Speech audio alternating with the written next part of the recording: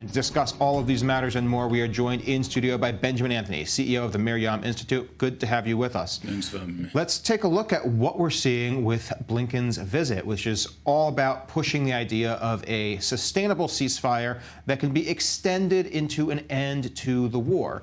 The question is, on what terms? Yeah, there absolutely shouldn't be any ceasefire whatsoever unless it is tied directly to the release of hostages, the return of our hostages. Only under those circumstances should there be a pause in the fighting. It shouldn't be a permanent ceasefire, as Hamas is asking for. Once the hostages are returned home to our people, to their families, I believe the IDF should crank up its efforts again at full and appropriate intensity, demolish Hamas's strongholds inside Rafah. I think that the idea of us pausing and stopping and not going into Rafah is entirely artificial. It's a complete artifice, completely arbitrary. The remaining Hamas battalions are in that city. Many believe our hostages are in that city. We have to dismantle Hamas's capabilities there, move there, and most likely, in my opinion, hold the Rafah crossing in perpetuity to prevent another October the 7th. If a ceasefire does not involve the release of our hostages, then I don't think that there's too much to talk about, quite frankly. Well, it's not just American pressure that's on Israel right now. We even saw statements from the UK and Australia as of this morning saying that there should be a ceasefire, an immediate ceasefire, as a precondition for hostage talks, not even give the hostages and then get a ceasefire. It seems to be utterly ridiculous, but the Western world seems to be creating a unilateral stance that Israel should follow with no preconditions on the enemy. Yeah, Israel should listen to that, Israel should hear that, and then Israel should frankly ignore that. The fact of the matter is that there is nobody atop the governmental tree here in Israel who has any remit from the Israeli populace or the electorate to stop short of achieving the two war goals. And I remind everybody what those are, as if they needed to be reminded. The first is returning our hostages to their families, home, safely, whole and alive, those who are still alive. And the second is dismantling Hamas's military capabilities so that an atrocity such as October 7th can never, ever happen again. Now, neither of those objectives have been achieved. We're part way through both of those objectives. Some of our hostages have come home. Some of Hamas's military capabilities have been dismantled, but not all of either category have come back to our country. We've not got the hostages back. We also don't have the complete toppling of Hamas's military capabilities. And until those are achieved, absolutely not is it appropriate for Israel to pursue a ceasefire, and certainly not as a precondition for any talks about hostage negotiations. Those days have gone, and they should remain firmly in the past. And by the way, Foreign Minister David Cameron becoming more and more of an irritant, I would say, chiming in with the orthodoxies that we heard from the UK that are taught in the systems of higher education over there in Britain, the country that I was born and raised in, the country whose universities I attended myself. The absolute dross that David Cameron comes out with, suggesting that we enter into some sort of ceasefire, as you said, as a precondition for the release of our hostages, is proof positive as to his complete inability to read the room. Such was the case when he was ousted as a consequence of not understanding his people's will with regard to Brexit, and such is the case now with him tweeting and calling for us to withdraw or pause in the fighting without our own people coming back to our own land. He should, quite frankly, keep quiet. I mean, dross or not, it has long-term effects that are beginning to mount up. We've seen the UK and Canada impose their own forms of arms embargo on Israel, or preconditions for arms, joining a small list, admittedly, of European nations to have done the same, and even murmuring from inside the Biden administration of slowing down shipments and preconditioning arms based on Israel's conduct in Rafah. How long can Israel walk on this razor edge of attempting to complete its war goals while also not alienating its suppliers? I believe that interests are at play. I believe that dollars and dollars, sales of arms are sales of arms, and I believe that people will continue to enter into commercial agreements for the sales of arms to the Israelis for the purposes of our war aims and for the purpose of our own defence. I don't think that the lobbyists that work diligently up on Capitol Hill, for example, on behalf of these munitions suppliers and manufacturers, I don't think that they're going to be very pleased if they are told that they can no longer manufacture arms for the sale to a sister democracy of the United States, Israel, for a just war that was foisted upon Israel by the atrocities of Hamas on October the 7th. I don't think that you'll see an embargo coming from the United States of America, which is the one that really matters. But I do think Israel needs to urgently review the manner in which it arranges for its abilities to wage war. I think that we need to diversify away from the American supply, and the place to which we should diversify is here domestically. Israel's more than capable of having a serious production apparatus here inside the state of Israel. We should do that because part of what goes hand in glove with the supply of arms, the military aid that the United States sells to the State of Israel, is also that the United States will give a diplomatic cover for the states of Israel in international fora. We're seeing that diplomatic cover is being perforated, it's becoming frail, and we're right now on the cusp of a US drafted resolution for the UN Security Council that is likely to call for a pause in the fighting for at least 6 weeks. It's likely also to tie it to the hostages coming home, but it's also likely to include absolutely egregious language that was put forward by Vice President Kamala Harris, who spoke of a humanitarian catastrophe. And that wording in a US drafted resolution is totally unacceptable and speaks to the frailty of the diplomatic support that we're currently receiving. It's just not good enough, in my opinion. And of course, the war is still raging in Gaza. We're going to turn our attention to some of those most recent events. A week of fighting almost at Gaza City's Shifa hospital. It's yielded some results. Israel says troops have captured 650 terror suspects, including several very significant senior Hamas and Palestinian Islamic Jihad commanders. This all coming in addition to 150 terrorist gunmen killed in the fighting. IDF spokesman Rear Admiral Daniel Hagari said that there was still a group of terror operatives holed up at Shifa's emergency room department, and the IDF was working to evacuate civilians from that area before taking the fight to Hamas inside.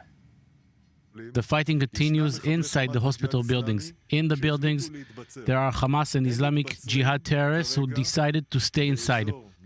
They're staying in the building of the emergency room. At the moment, we are evacuating all the patients, the sick and injured. We are transferring them to other buildings with military equipment. We're calling throughout this last day to the terrorists in these buildings to surrender.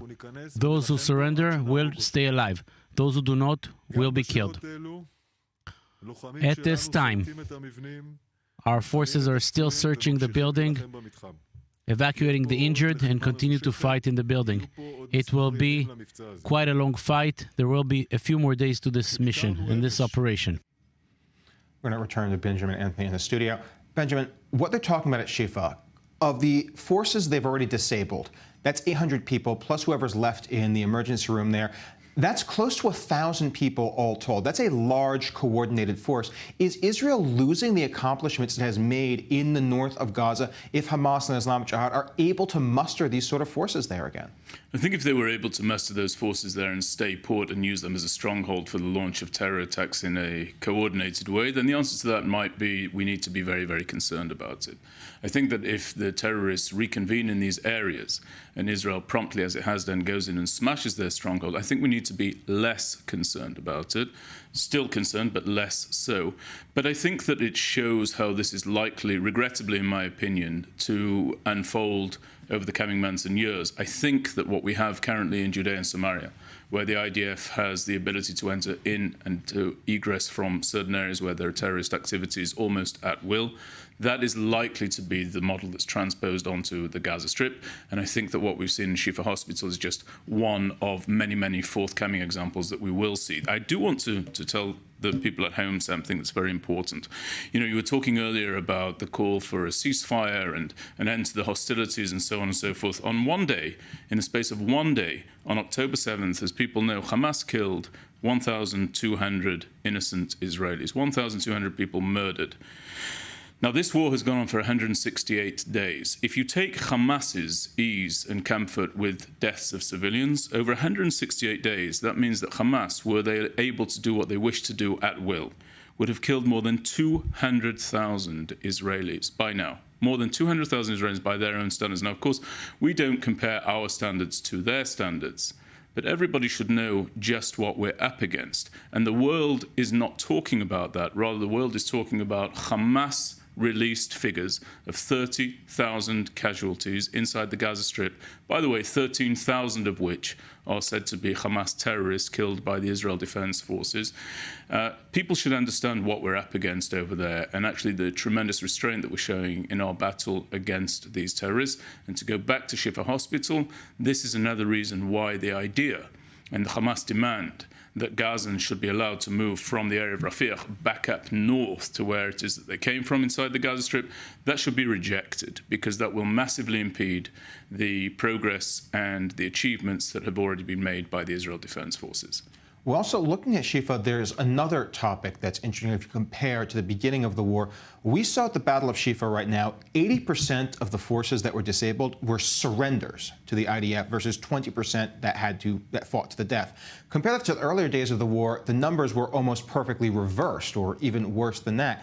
Is Hamas's morale broken? Are there people, their trigger pullers, their guns on the ground, ready to give up?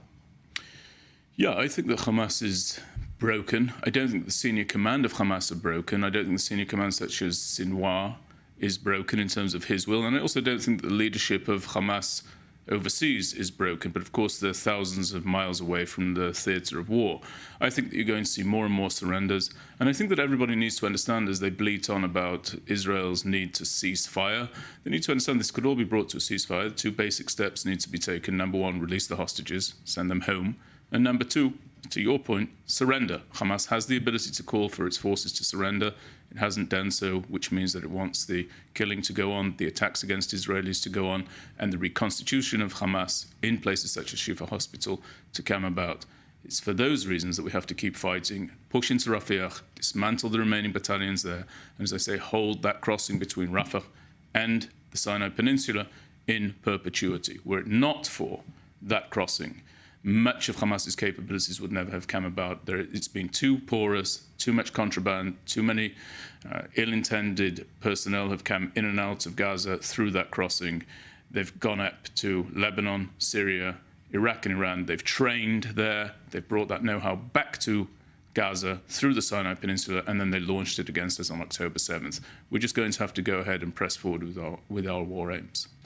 I mean, it does lead to another question. Certainly, we might be getting ahead of ourselves saying that Hamas is close to broken, because the support they have, even in Gaza, even now, is incredible. A poll coming out just yesterday by the Palestinian Research Organization showing that something in the vicinity of 52% of Palestinians still want Hamas to rule Gaza after the war. Can an organization that even after close to 6 months of war and devastating losses inside Gaza, can they be broken if they have that support still? Yeah, militarily they can definitely be broken. By the way, the poll that you've cited is low compared to some of the polls I've seen. I've seen support being polled at up to 82% and even higher in Judea and Samaria. All of this is reason why we must never have a two-state solution, in my opinion. The support for terrorism is rampant among the populations both in the Gaza Strip and in Judea and Samaria. And were we to establish a state for the Palestinians in Judea and Samaria, we'd have two things come about. Number one, we would have Israelis on Highway 6 within range of the weapons that are currently killing soldiers in the Israel Defense Forces being fired and used by terrorists inside Judea and Samaria upon innocent Israelis. And the second would be the deniability of all responsibility by Jordan. Just as Egypt denies any responsibility for what's going on in Gaza right now, so too would Jordan deny any responsibility and refuse any opportunity to assist in the event that a Palestinian state established inside Judea and Samaria, which undoubtedly would turn into a terror state, would then become belligerent and launch war against Israel, which Israel would then have to fight back against. We must not open a third front in Judea and Samaria by establishing a Palestinian state there. And by the way, one final word on this. These are the people with whom Chuck Schumer wants us to enter into agreement. Very easy for him to say from the Senate floor, but I doubt that he would impose such a standard upon the New Yorkers he represents over there in the United States of America. He has absolutely no right to impose that standard upon the people of Israel. A two-state solution must be consigned to the dustbin of history, which, by the way, is where it belonged when it was first conceived. Well, underscore your point by bringing up some of the recent events in the West Bank. At least 7 Israelis were injured, at least one of them injured critically in clashes with a Palestinian gunman in the West Bank.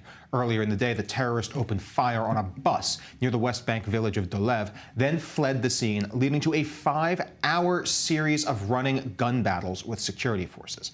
The IDF ended up scrambling an attack helicopter and a drone during the manhunt. The helicopter carried an airstrike during the operation, and the attacker has been declared dead. There are still some conflicting reports over whether or not that was as a result of the airstrike or the gun battle with security forces. And at the same time, heightened tensions in Jerusalem, and especially East Jerusalem, due to the second Friday of Ramadan. Our correspondent Pierre Clochenler was standing by in Jerusalem to get a look at the atmosphere in town.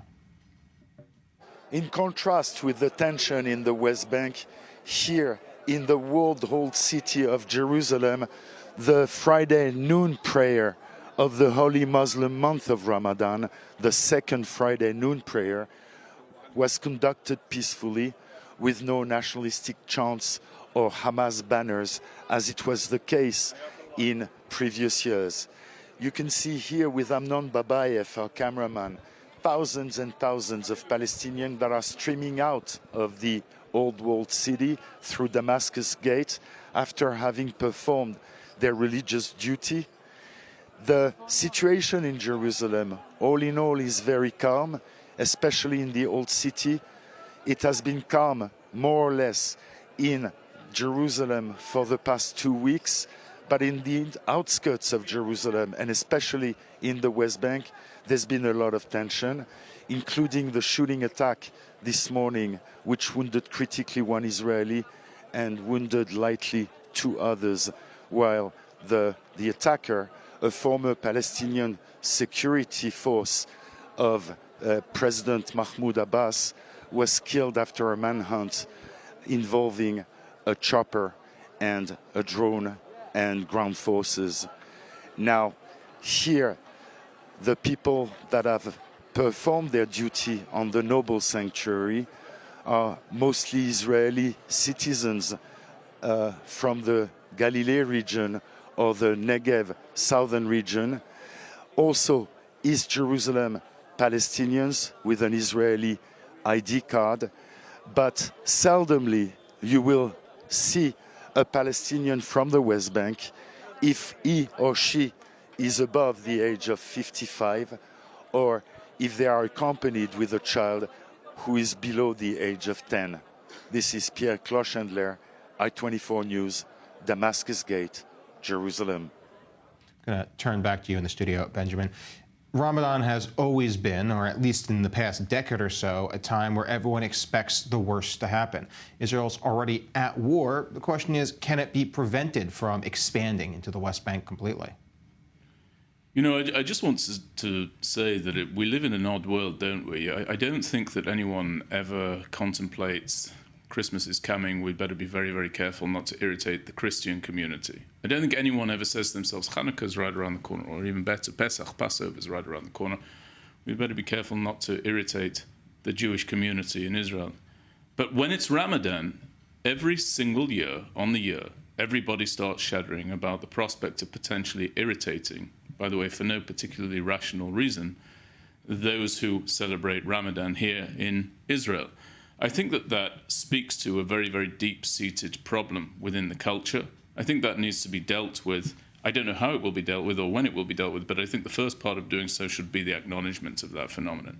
In terms of things spreading to Judea and Samaria, look, I think we have Judea and Samaria under control. It's something that we constantly watch, but it's under control, not because there isn't the will to cause harm to the people of Israel from there, but because there's the ability, as I said earlier, for the IDF to operate in that area almost with impunity. And we are going to see that transposed onto Gaza in the event that something else dramatic doesn't take place with regard to resolving the civilian population over there inside the Strip. We're going to see the IDF having to move in with impunity time and again, as we just saw in Shifa Hospital. But again, I just want to make it very, very clear, we must not open a third front with us already embattled in the Gaza Strip, with us already embattled inside southern Lebanon against Hezbollah.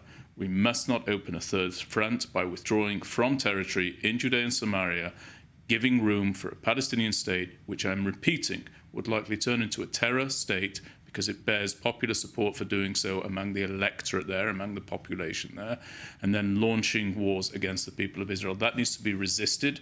It needs to be objected to. And I will just make one last point. You know, we find ourselves in a tremendously complex diplomatic situation at this time. You'll recall that just a week or 2 weeks ago, Benny Gantz went over to the United States and was given cheers from here in Israel as though he was going to calm the diplomatic snafu that was taking place between Israel and the Americans. I think one lesson that we should learn, given current events and the current tension between the Americans and the Israelis, don't send Benny Gantz overseas to resolve anything. He seems to have been largely ineffective and probably has given cause to much of the spat that we currently face. Definitely challenges and very tough battles ahead for Israel and diplomatically and on the battlefield. Benjamin, thank you.